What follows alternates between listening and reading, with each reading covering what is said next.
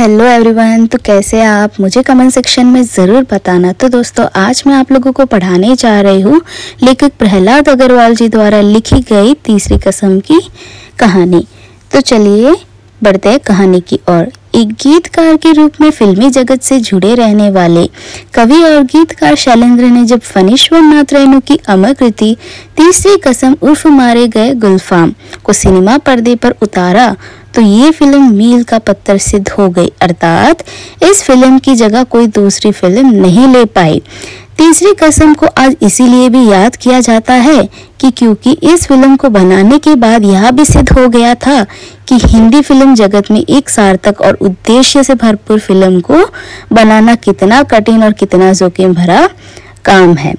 संगम नाम की फिल्म की आश्चर्यजनक सफलता के बाद फिल्म के नायक राज कपूर में गहरा आत्मविश्वास आ गया, जिसके कारण उन्होंने एक साथ 4 फिल्मों में काम करने की सार्वजनिक बात कर दी।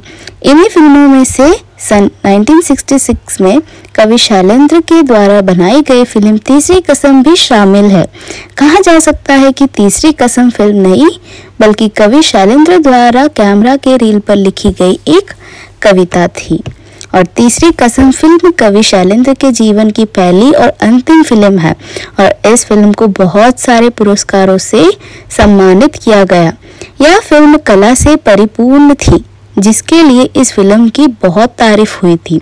इस फिल्म में शैलेंद्र की भावुकता पूरी तरह से दिखाई देती है और अभिनय को देखते हुए तीसरी कसम फिल्म राज कपूर के द्वारा उनके जीवन में की गई सभी फिल्मों में से सबसे खूबसूरत फिल्म मानी जाती है।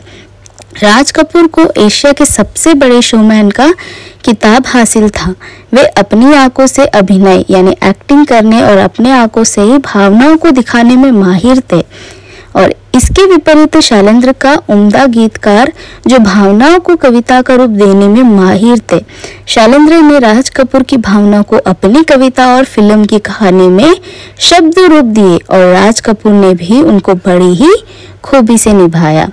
राज कपूर जानते थे कि तीसरी कसम फिल्म शैलेंद्र की पहली फिल्म है, इसीलिए उन्होंने एक अच्छे और सच्चे मित्र के नाते शैलेंद्र को फिल्म की असफलता के खतराओं से भी परिचित करवाया। परंतु शैलेंद्र को तो ना तो अधिक धन संपत्ति का लालच था, ना ही नाम कमाने की इच्छा। उसे तो केवल अपने आप से संतोष की कामना थी। तीसरी कसम चाहे आज बहुत कामयाब फिल्मों में गिनी जाती हो, लेकिन यह एक कड़वा सच रहा है कि इसे पर्दे पर दिखाना और प्रसारित करने के लिए लोग बहुत मुश्किल से मिले थे। इस फिल्म की कहानी में जो भावनाएं यानी फीलिंग्स थी, उनको समझना किसी मुनाफे कमाने वाले के लिए आसान नहीं था। इस फिल्म में जिस करुणा के साथ भावनाओं को दर्शाया गया था, उनको किसी तराजू में नहीं तोला जा सकता।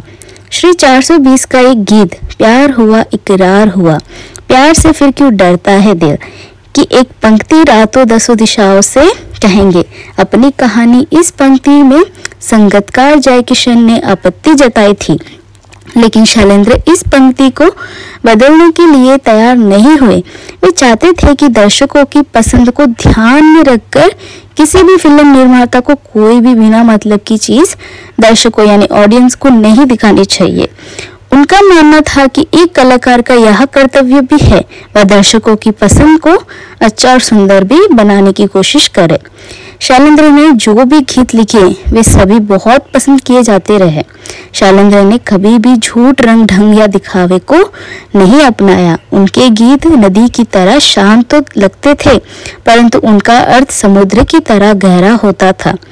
इसी विशेषता को उन्होंने अपनी जिंदगी में भी अपनाया था और अपनी फिल्म में भी इसी विशेषता को साबित भी किया था।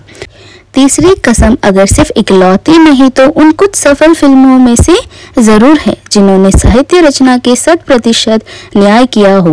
और तीसरी कसम फिल्म की यह खास बात थी कि उसमें दुख को किसी भी तरह बढ़ा चढ़ाकर प्रस्तुत नहीं किया गया था। उसमें दुख को जीवन की सही परिस्थितियों की ही भांति प्रस्तुत किया गया था। तीसरी कसम की जो मुख्य कहानी है वह खुद लेखक फणीश्वर नाथ रेणु ने लिखी है। कहानी का एक छोटे छोटे से भाग, उसी छोटे से छोटी बारीकियां फिल्म में पूरी तरह से दिखाई देती है। तो तो दोस्तों उम्मीद करती हूँ आपको ये वीडियो पसंद आया होगा। अगर पसंद आया हो तो प्लीज़ मेरे चैनल को लाइक, शेयर एंड सब्सक्राइब करना ना भूले। तो चलिए मिलते हैं नेक्स्ट वीडियो में, तब तक के लिए खुश रहे और स्वस्थ रहे और यूं ही हंसते रहे।